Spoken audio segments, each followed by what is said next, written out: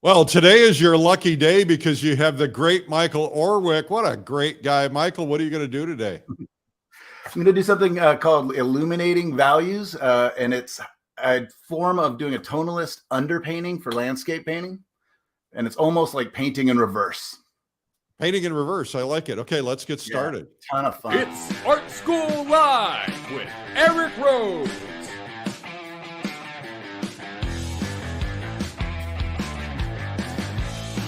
Now, here's your host, Eric Rhodes. Welcome to Art School Live. I'm Eric Rhodes. Had some technical issues this morning. I'm late. I'm sorry. I'm still having technical issues. Our guest today is Michael Orwick, and man, he is a great painter and an even greater guy. What a nice guy to hang out with. I've gotten to know Michael at the Plein Air Convention over the years and various other things. Visited him in his hometown. We've got a prize today, which is Plein Air Magazine. You can win a subscription to our magazine about plein air painting and collecting. And just got to leave a comment in the comments section. Tell us where you're watching from. That would be helpful. And we have a winner from our last giveaway, which is Chris Barber in Yuba City, California. And today we have a free download for you. If you're new, 240 plein air painting tips, a lot of tips, and just get it at pleinairlive.com/240. All right, now we're going to get right to our guest, Michael Orwick. Michael, take it away. All right, great. How does the camera angle look here? Yeah, it looks pretty good. I think you're good. Perfect. Looks good. Right, so we can see the palette, the canvas here, and really quickly, I'm going to scrub in some Indian yellow. This is kind of the extra ingredient that I do that's different from a lot of people who do kind of a subtractive value lay-in to start their paintings. So just put a bit of that on there. I don't usually add much paint thinner. But anyways, I just want to get this on so that we can keep talking. And what it's going to do is I'm going to leave it for just a minute. And it's going to start soaking into that gesso that's on there. So it's kind of staining the surface. So probably a lot of people who are watching us today have seen artists where they just kind of tone the canvas and maybe wipe away kind of the big light areas, leaving kind of the dark area. I'm going to take that idea and expand upon it. And it started by doing a lot of plein air painting and realizing that, you know what, I really needed to work on my values, my lights and my darks, and my design, kind of how the painting reads and the structure of it. And so for a whole summer, I basically did 2 to 3 small, like 8-inch by 10-inch little value studies. So I was just going out, to beautiful locations and disregarding color. I wasn't really looking for color. I was just looking for nice, beautiful shapes. I was looking for lights and darks, looking for shadows, and I was looking for interesting designs. And it was a really great exercise for me for an entire year because it really just allowed me to focus on that one ultra important element, the design, the structure. So right now that's kind of soaked in a little bit, and I'm going to cover it with a bit of, and this part really doesn't matter for me what colors I choose, but I did choose a brown pink. So this is Indian yellow, brown pink, and I've got raw umber and ultramarine blue.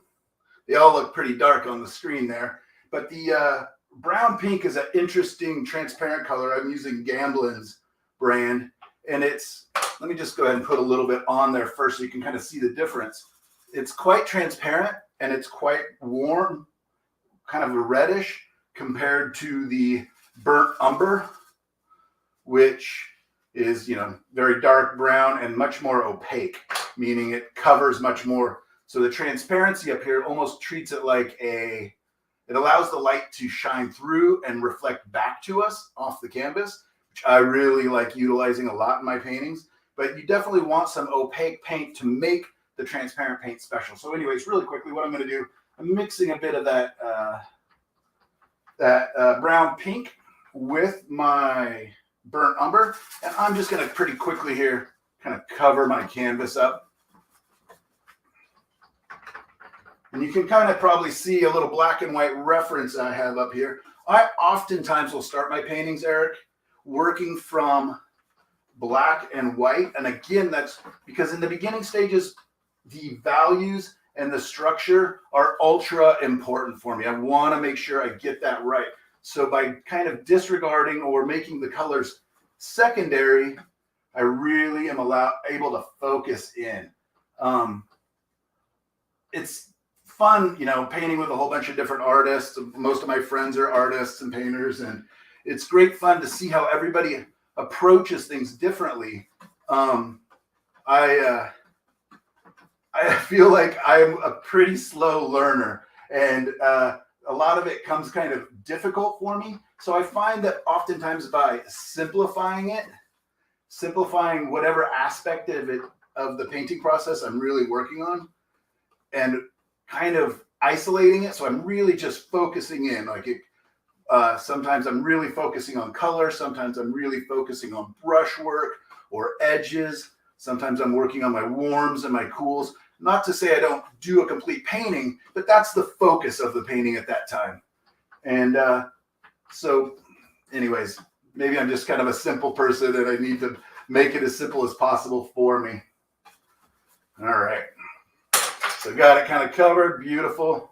I'm just going to kind of brush that out with a big old house brush here.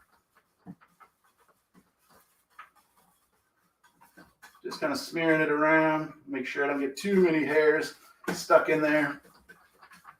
Big mess. Hopefully we're not losing your audience too quickly here because they're like, what the heck? What is Mike doing?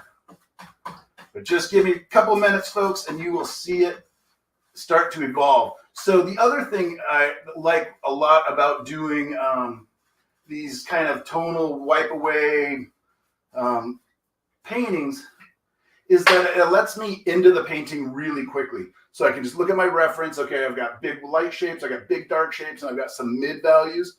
That's what's going to give me my form. I look here and I go, you know what? I think that there's a couple things balance-wise that I could change. I don't really love having this tree right in the middle of the scene. So let's make this tree possibly bigger, maybe get rid of this or move it further back so I can quickly start to just look for the big shapes, the big important structural forms that are going to help me to tell the story. It also lets me into the painting really quickly.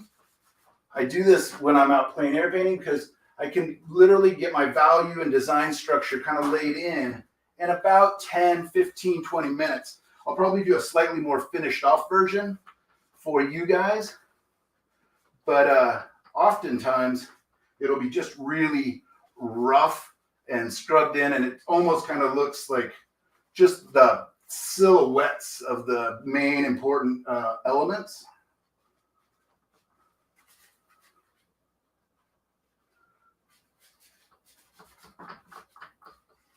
Starts to look like a tonalist painting here already. You know, it looks old world, hopefully. Figure out where my horizon line is. I always tell my students, what's the very first thing you're looking for in a landscape painting? And it is that horizon line. It kind of locks things down and lets you know where everything is in your painting, where they all kind of sit in space accordingly. So it becomes really important. So I got my horizon line kind of back there. It's kind of the edge of the field. Chop some trees down real quick back there.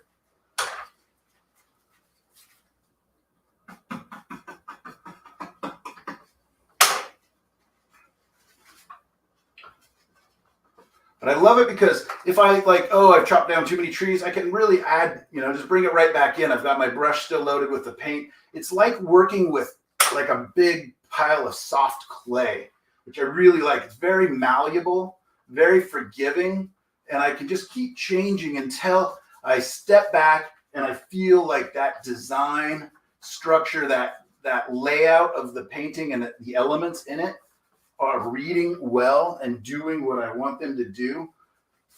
And my second question after where's the horizon line is, if any of my students are watching, they're saying it in their head right now. They say it so often, where is your light source? Very, very important to pay attention to where is your light source. That really dictates a ton of what's going on in the painting as well. And my light is going to be coming from off stage here to the left, kind of coming across the painting. It's behind this tree, and it's kind of going to be coming at an angle forward slightly. So let's see if I can make that a readable idea here. Now I'm looking kind of into my mid-tone. So see, by not lifting it off as completely as I did earlier by scrubbing it so hard, with just a lighter value and kind of scrunching up my paper towel, maybe even letting it be a touch dirtier, I can get into some of my mid values. I start to add the idea of some texture. Hopefully it's all happening quite quickly. Again, if I step back and this isn't working, you just take my big brush and wipe it all back and start over again. It's like working on a whiteboard. Very nice, malleable. It does take some practice learning the pressure to use for your paper towels or your Q-tips or whatever tools you're using, but it is a ton of fun. I really enjoy it. Some of my students, you know, it just changes them. They just so thrilled with this process, and it makes all the sense in the world, and it gets over their fear of the white canvas really quickly, and they can begin having that dialogue with the location and their painting really quickly. And after all, that's kind of the key. We want to get to the fun stuff. We want to get to those beautiful colors or whatever it is. But first, we have to do the academic side. We have to give ourselves a design. We have to figure out our structure. Putting in a little extra work in the beginning pays great dividends in the end, and it definitely makes the painting more fun.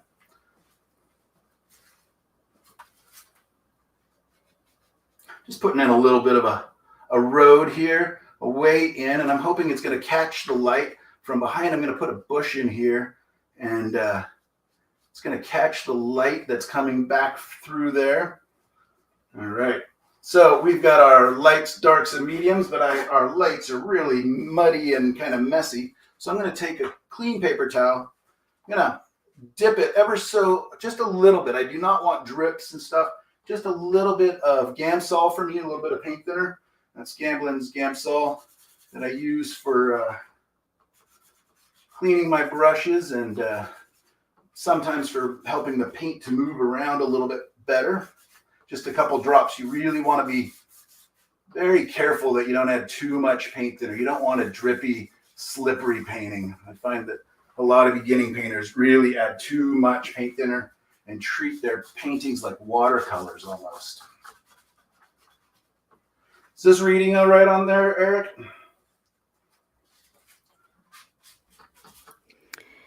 Michael, Eric is watching the show, but he cannot speak to you right now because we have some tech issues. But he's watching. Great. He'll be back with us in a minute.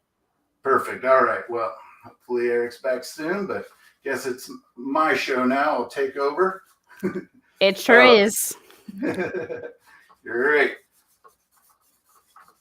All right. So what I really, really enjoy about this is the third thing I tell my students often is we do not paint things, right? When we go out landscaping, we're not looking for things. We're looking for shapes, values, colors, and edges. And then hopefully if we put those things in an interesting way and correct it enough, the viewer will begin to see things, trees, grasses, dirt road, field in the background here. But truthfully, when I start my painting like this, I take my brain out of the things part of it, and I start to see the world as just big values, big lights, big darks, big mid-ranges. And by putting that Indian yellow underneath and then the red and mixed with a little bit of the little bit of the ultramarine blue. I get some really nice darks. Let's go ahead and remove even a little more and really make this scene a little bit glowy here. And it's great because I'm getting to where this beginning stage sometimes becomes so nice and so beautiful that I actually don't paint over it. But oftentimes, I bet you 90% of the time, I end up painting over this, meaning adding my colors and my different temperatures, my warms and my cool colors and lights on top, because I've got such a nice structure established, hopefully. But what it really does is it helps me to see the landscape in a very abstract way. It helps me to get out of thinking literally and to thinking about things in terms we use and can work with in painting. You know, I love light. Like light and luminism is definitely one of my very favorite things, something I'm chasing in my paintings constantly. And by adding that Indian yellow behind these dark values, I can get kind of a sense of a luminous painting, I hope. Get a little bit of a feeling of glow. But yes, sometimes I will save these and take them back to the studio and just paint them again, just as values, and then use that to paint over with my colors, because sometimes these can really come along and really play. You do not, I repeat, need to use the colors that I used. In fact, this is the first time I've ever used this exact combination of colors. You can use just a single color. You can use just a burnt umber, or just like a Payne's gray, even just a quinacridone red or ultramarine blue. If you're positive that you're going to paint over it, then it doesn't really matter, because you're going to be covering it up anyways. You're just establishing a structure. So when we start paintings, we can start with outlines, kind of the cartoon, kind of the drawing it in, which I think is probably the most common way that, most painters start, which totally makes sense. But for me, when I started to discover this technique, it really did open up things. And I wonder, everybody's brains are different. We all can approach paintings differently. We can all approach our learning styles differently. I grew up and continue to be quite dyslexic. I have no idea if that has anything to do with the fact that I like to paint in what I almost consider kind of a reverse backwards style. Another great tool when you're doing this style is handy dandy little Q-tips. You will notice also that I have not added any white paint. It's just all direct paint. There's no white. I'm not looking for the values that at this stage. I'm not using white as a value in this stage. I'm using the surface of the canvas, the white of that, to create the lights. And that allows me to jump in really quickly. I could literally just keep painting and keep painting. I do not need to let this dry to start painting into it. So this is applicable. You can actually start and finish a painting in a plein air environment using this technique. You just want to be a little bit careful that this can get a little bit muddy for, if you're not used to it. So you would want to keep this bottom layer, if you're going to keep painting, pretty thin, meaning not a whole lot of paint, and definitely not much medium, because it'll be really slippery and slick. All right, so I've already kind of got my big shapes established, and now I get to come in, and that's kind of the fun part, especially I know so many painters love doing sky holes and different things like that, the detail work. So I've got my big shapes established. Now I get to come in and start thinking about values. So I've got my trees back here. Let's go ahead and lighten up some of these, because let's say there's a lot of atmosphere coming back. This light is hitting from behind a whole bunch of like fog and haze. Maybe this is early morning. Maybe it's like sunrise. So there's going to be, so let's lighten some of those. So they kind of fall back into space. Lighter values tend to read like they're further back in space. Let's lighten this one, but maybe not quite as much. It can also begin to let that light hit the sides and the tops of some of these trees. So on the left side where the light is coming from, maybe that side's a little lighter. So you see the little bit of shadow under there. It makes it feel like the light's coming across, hitting down, kind of raking slowly across this field that's back there behind this area up here in the front. I'm going to keep that going. Got to remember, I got a little bush right in here where the road is going, kind of wrapping around. So I want to make sure I don't obliterate that guy's shape. So, and all I'm doing is just kind of tapping down, finding another place on my paper towel here. This way of working is definitely also a little easier on a smooth surface. This is a birch panel. It's what I paint on primarily. Canvas, I find, can get in some trouble, especially during COVID when artists were shipping so many of their paintings all over the place. Canvas paintings seem to get hurt a little more often. So the birch panel, or just a wood panel of any sort, or I know a lot of artists like to paint on all sorts of different surfaces, but I like the birch panel. It's nice and smooth. I gesso it, 3 coats of gesso, and sand it down if I want to make it even a little smoother. But what it does is it's not flexible, keeps its form. It is very rigid, and it doesn't have the little porous indents that canvases have. So a lot of times when people are trying this for the first time, especially on a really rough canvas, they will complain about the texture that's being left behind when they come in and remove all of that paint.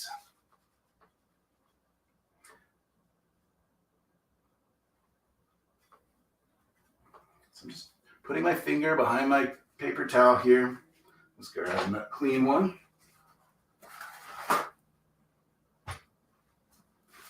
And I'm going to go ahead and make some sky holes. First with my fingers, I'm looking for the biggest kind of sky hole shapes and, interesting forms, ways to break it up so I don't just have big lumps, big rounded lumps of trees. I want a little bit of texture, a little bit of shape, a little bit of form, just to kind of break it up. Well, that's a beautiful painting by itself. Thank you. Welcome back. It's good to hear your voice. How are you? I'm good. You are good. That was the fastest opening I've ever seen you do on your Art School Live. That was pretty impressive. Well, we wanted to get right to the meat. Well, thank you. Well, hopefully I've kept people's interest and everything else. You tell me again how you use these, because I think some people didn't catch that. Are you using these are studies? These are finished paintings? Yeah, so it can be, kind of sometimes now I'm letting them be finished paintings, but that was not why I started doing these. But because I've been doing them for a number of years now, I've, by adding that Indian yellow, by adding the warm red, browns, and, other colors, they get this kind of more refined look. Mm-hmm. And so a lot of times, Eric, this is where I would stop. Like if I was out plein air painting, or if I was planning to paint over this, with a whole bunch of opaque colors, I would stop right here because I don't need more information. That information is going to come with that next layer of paint, right? This is just a design, a roadmap, if you will, for me. Mm-hmm. But sometimes I really get into this and I really have a lot of fun, inspired by Mr. Charlie Hunter, as so many artists are, inspired by a whole bunch of the, wonderful tonalists from the past and living. There's lots of amazing tonalist painters. Tonalism is one of my favorite styles. My second most favorite style is called luminism, and I'm really creating that glow. So taking it to that. So yeah, I could be done with this part, just move on. I've been painting for, 20, 30 minutes, maybe 20 minutes, 15 minutes. So it's it's covered quickly. I've done a lot of damage very quick. Well, the other thing you could do with that is you could let it dry and then glaze it with thin, transparent color. Yeah. And you wouldn't have to do much, and it would be a finished painting that way with a little color on it too. But it's perfectly perfectly fine as it is. Back on your show, that would be great. I'd love to do one where it's part 2. Okay. Yeah, I do that with my students actually a lot to teach them about glazing, because that's, I think, something that's kind of been a little bit neglected in modern painters, with everybody kind of wanting to do everything alla prima, all at once, start to finish, all in one sitting, which is awesome. But we're kind of missing a lot of what oils can do if we're not using their glazing, their transparency, and their glow. Mm-hmm. What was your, maybe I missed it. I know you're on a board. What was your surface? So American Easel is a company that makes birch panels. They're in Oregon here. And they do a great job. I really like their product. Is that just gessoed board, or is it got canvas on it? They will pre-gesso them. And then I usually will add my own gesso because I like a little bit more absorbent and not quite as slippery as it comes pre-packaged. So I'll usually add 2 more coats of Liquitex, just cheapest gesso is my favorite one, luckily, because of its absorbency. And then it's a wood panel, and then I basically just use, a shop brush to kind of move some paint around. And I do build it in layers with the Indian yellow first, letting that sit for just a couple minutes, and kind of stain the surface a little bit. It kind of sucks into the gesso a little bit. And then step 2 is adding the darker colors on top. In this instance, I mixed burnt umber with brown pink. So I mixed an opaque and a transparent to make a semi-transparent, and a touch of ultramarine just to make it on the darker side where I want it. In fact, I'll probably come back in and darken some areas, a touch more. And what I really like, Eric, about doing a transparent warm, like the brown pink, most typically is like an oxide brown, like earth red or something like that, mixed with ultramarine to make my darks, because that way I can have warm darks or cool darks, just whichever color I use more of. So I'm going to translate a question, but I'm not sure I got it right. It says, how bad of an odor is similar to terps? I assume you said something I missed. Oh, Gamsol. I'm using Gamsol. Okay. So Gamsol is much, much, much, much less fumy and stinky compared to almost any other paint thinner. I really like the Gamsol. You still want to be safe with it. It still is a paint thinner, but it's really, really refined, and it's much more delicate, meaning it doesn't clean your brushes quite as easily if you're using an industrial strength paint thinner. But I don't need that, and I don't want that in my studio. I don't even want it outdoors. Gamsol is my friend, and basically what I make all these students use when we're at workshops and stuff, because I just do not want that terp smell in there. So anything big that you're going to be doing here in the near future? Anything big?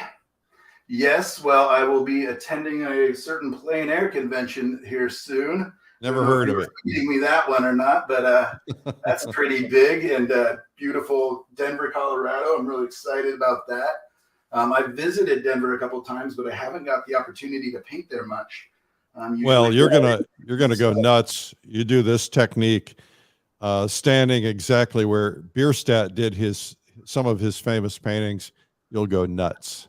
I am going to go nuts. I'm already going nuts with excitement. I really am thrilled to get out there, and not only that, but to see, because I've been to a number of them. I keep coming back. Thank you. Love them, and the demos are amazing.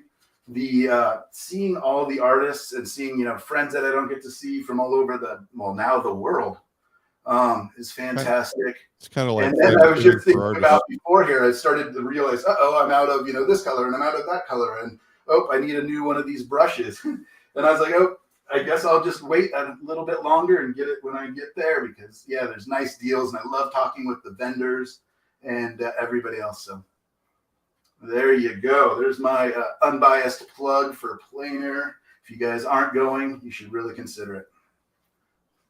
I think I'll probably go.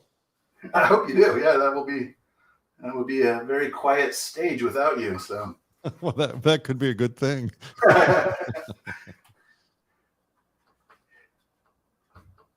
So now I can really kind of start coming in and refining some shapes. If I want to get some sky holes, like if I just look around and go, okay, this mass is too big or this mass is too small, or maybe a little more air on the periphery of these trees, like they're a little more wispy towards the edges. I can start to just kind of soften those edges. So I can really start to refine and it's just so much like working with clay for me. I'm just adding and subtracting and, molding things. And when I start picking up my brushes, I haven't even used a brush yet. This is all paper towel so far. So I could, literally come in with my brush and start manipulating, adding, more leaves, more whatever it is, adding more structure. I can also really quickly mix up a nice, very, very dark color with my burnt umber and my ultramarine blue over here. And I can really start to play up where I think, some really nice, dark, dense shadows may really help to ground things or really start to help the shadows to read.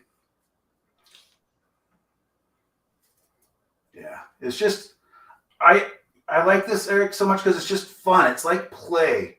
Sometimes after a long day, like working on commissions or working on paintings for gallery shows or whatever it is, and it's all detailed and refined. And especially if I'm doing vineyards with, row upon row where I'm using my barely there mathematical side of my brain.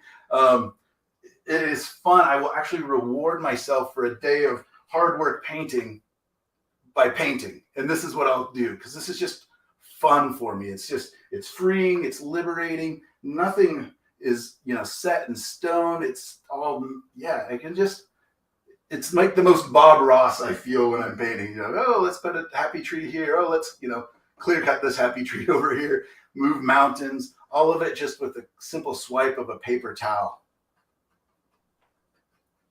So yeah, just kind of adding the darks. So now basically I went from 2 values to 3 by adding in a mid value. So I have my lights and my darks. And then I kind of went in with and wiped away lightly to create my mid value. So then I have 3 values, which is truly all I really need to get started with oil painting. I think most painters would agree with me on that. But now by adding even a little bit of a darker dark in some areas, I'm creating a 4th value, as it were, like my kind of real dark sunken shadow areas. And I can just keep literally coming back in if I want a lighter light. I've still got a little bit of time, a little bit of paint thinner on the old paper towel with my finger behind it. I can put a lot of pressure there. And let's see if we can even really play up the glow. So I can even lighten this side a little bit more. I can almost get it back to the white of the canvas if I wanted to preserve that. And I probably need to darken over here because this little light spot is wrestling with this little light spot. So I can just take a clean brush here. It's dry, I think. Oh, no. That one is not dry. Need to find a dry brush. I don't want any paint thinner on it. So I can just kind of darken this by letting it pick up some paint that's on here and just kind of smoothing it around. So I just kind of darken that again, bringing our attention into this area. And that's where my light is hopefully feels like it's coming across from. So yeah, it really helps me to answer some of the very most important questions in my design and underpainting really quickly and in a fun way. Because a lot of times in the beginning, I'm just kind of like, let's get past this so we can get to the color. Let's get past, this design and, it's kind of the right side of the brain versus left side of the brain.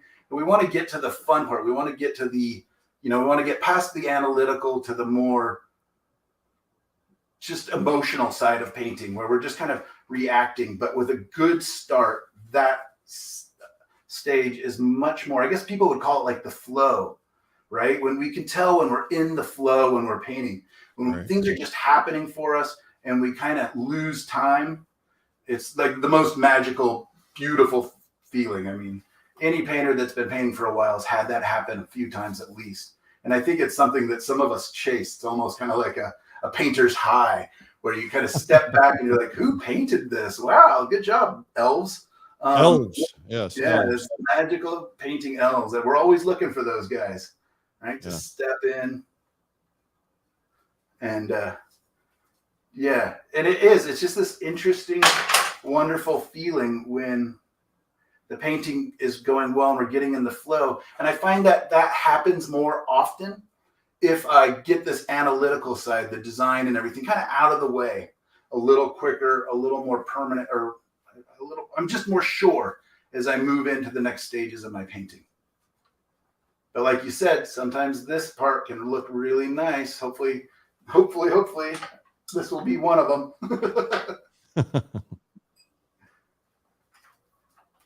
So yeah, I can pull up my Q-tips here.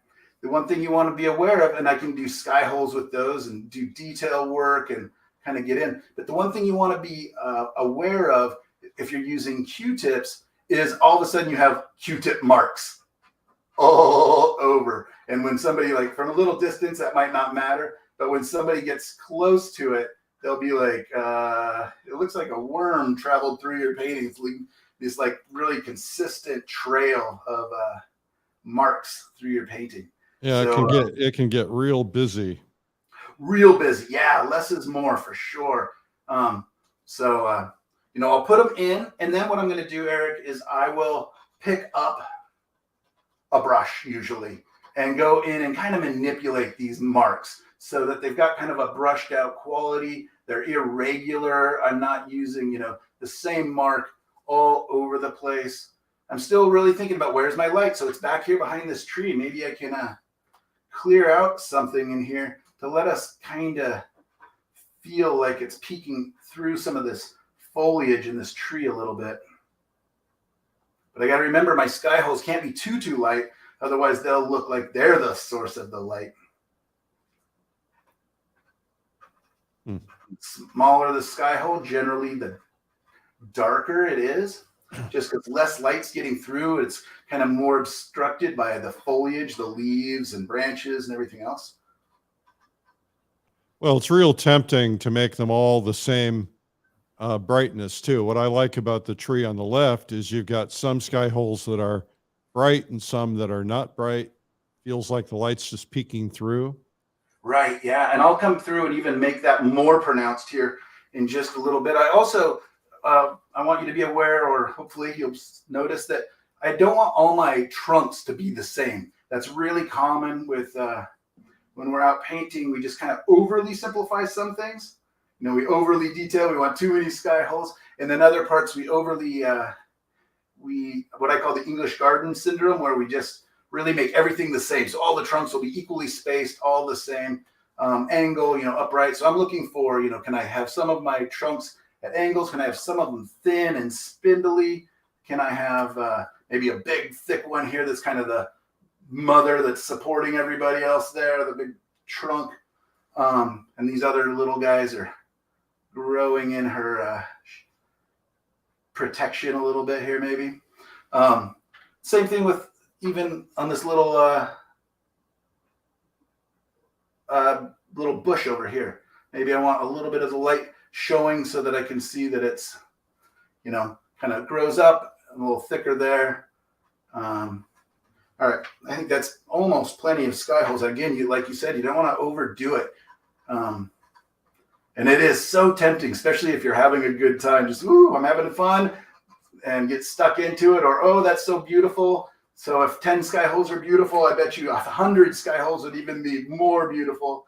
And it just gets busy and crazy looking and silly. So the good news is we can put in too many and then paint them right back out. So very forgiving at this stage. I've got about 5 or 10 more minutes where this is still really quite malleable. Like I can really just keep making big choices, big changes. And even if even if I was like working on this and just thought, you know what, this is not working. This is not the design I wanted. In fact, I look to my right or look to my left, or I see what Brenda Boylan's painting or Don Bishop's painting, my friends I go out painting with, and I'm like, oh, that is actually way cooler. That's a much more interesting subject. I can just wipe this off because I'm only into it for, a short amount of time. I think that's a disease though. I when I paint with friends, I try not to look at their work because everybody has a different perspective on things. And I'll go, oh, I really like that. Then I'll go and change my painting and really mess it up.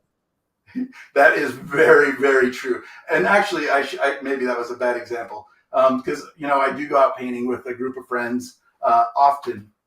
And you know most all of them. And it's really amazing to literally be sitting, side by side, sharing maybe a bottle of wine and, out at sunset on a beautiful dirt road and have us literally shoulder to shoulder almost. And then at the end have 4 completely, and I mean completely different paintings. Yeah. Well, that's the fun of, going to the plein air convention. You can see you got 1,200 people standing out there in this case, it's going to be in Estes Park or Garden of the Gods. And you're going to see 1,200 different compositions. It's so much fun. You'll learn by watching everybody else. Yeah. And, some artists are really attracted to different subjects. Some paint barns, some paint mountains, some are really attracted to different colors, the warmer colors, the reds and oranges like I am versus the blues and greens and purples like other artists are. Some artists are attracted to atmosphere. Some are attracted to, strong value structure. So yeah, you really get to see, and it's really an interesting thing to start thinking about and asking as you're walking around and observing all these other painters is, what is it that they're after? Are they after a subject? Are they after a design, a value structure like I'm doing here? Are they chasing the fleeting colors of the sunset or, whatever it is? Because you kind of got to decide, if you just go out and just start painting because it's beautiful, you are just going to have stimuli overload, and it makes it really hard to make choices and decisions. So going out and looking and going, okay, this painting, this thing I'm looking at is really going to be about the value structure and the design and the shadows and light, or this one's really going to be about the warm light striking and the cool shadows, that are coming up from behind it. And none of those are right. None of those are wrong. It's just what we're chasing at that moment. Michael, there's a question from DMACD at 1544, and that is, what is your view on using acrylic paint to tone your canvas when using oil paint on top? Sure. So I've started doing that as well in my classes with my students. I hadn't used acrylics for a very, very long time. But in the last couple of years, my daughter was using them, and we share a studio here. And, we were doing abstracts together and stuff, which was always great fun with acrylics. But when I wanted to teach glazing, like Eric and I were talking about earlier, meaning putting transparent paint over the top of this to change the colors and the temperatures, you do have to let this painting completely dry. And with oils, that can take, a week or longer. Before you can glaze into it, depending on how thick you put the paint. So with the acrylics, I found that I could have the students do like a black and white. I prefer actually like a burnt umber and white painting, or kind of like I did here, burnt umber and ultramarine and white, and do the painting. And then we were glazing into it within about 20 or 30 minutes. But be aware, folks, that is not a fully dry acrylic painting. That's risky. Acrylic painting, takes about 2 days to really dry. And we don't want to think of it as drying. We want to think of it as curing. Michael, I think what we'll do is we'll just go ahead and agree with each other that we'll do a part 2. And when you feel like this is dry enough, you let my producer know, and then we'll schedule you for part 2 so everybody can see how you would glaze this. Great. All right. So my last thing, Eric, before I finish, is just I'm taking some really beat up old brushes, and I can just kind of bat those in and add just a little bit of implied texture. Kind of, it looks messy from up close, but from a little bit of a distance, This can look like grasses, or, you know, I'm just kind of breaking up my edges so I don't have repetitive edges anywhere. You want lots of shapes, values, and you also want a lot of edge quality, which will, again, give you your implied texture. So great. I think that's a pretty decent place to kind of leave it there. If we're, yeah. All right. So we'll do a part 2. That'll be fun for people who tuned in late. Why don't you just give them a quick overview of where you started and what your goal was for doing this? All right. So I basically just started with a blank canvas panel, just like this. I went ahead and put down a quick coat of a transparent color. It could be any really transparent color. And in fact, you don't have to do that first layer, but I like Indian yellow. It gives it that warmth. And then I put down, I mixed burnt umber and brown pink. Again, doesn't have to be these colors, but those are the colors I chose for today. And mixed it into a semi-transparent color, put that across the top, and started to mix in some ultramarine blue to create my cooler and more intense dark. So that ultramarine mixed with the burnt umber makes a gorgeous dark. If you use more burnt umber, it'll be a warmer dark. And if you use more ultramarine, it'll be a cooler dark. So you can have that transition within your shadows, which really helps when I'm moving to my next stage of painting.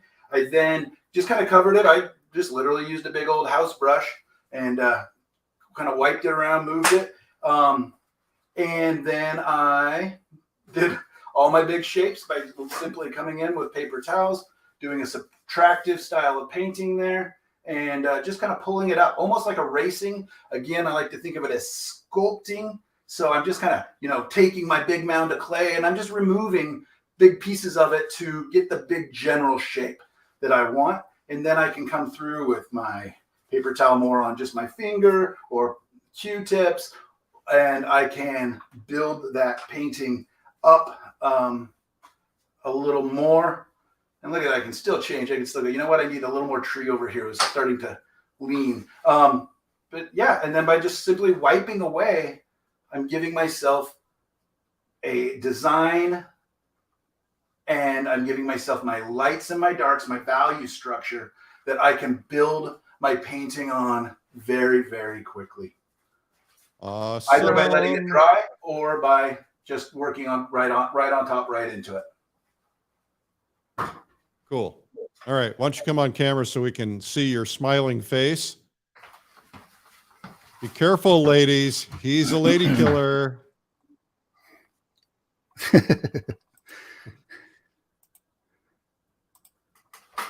All right. Hey, everybody. All right. Oh, okay. We can see your studio. Very nice. Yeah. So you can see right behind me there is my daughter's work area that she works on that desk and has worked with me for the last about 14 years, since she was about 4 years old.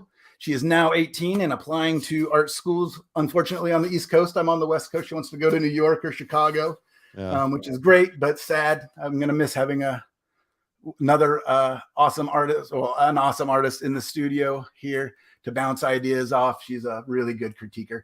And yeah, this is my studio, my big Hughes easel. That's my favorite thing. So I was basically just working right behind me.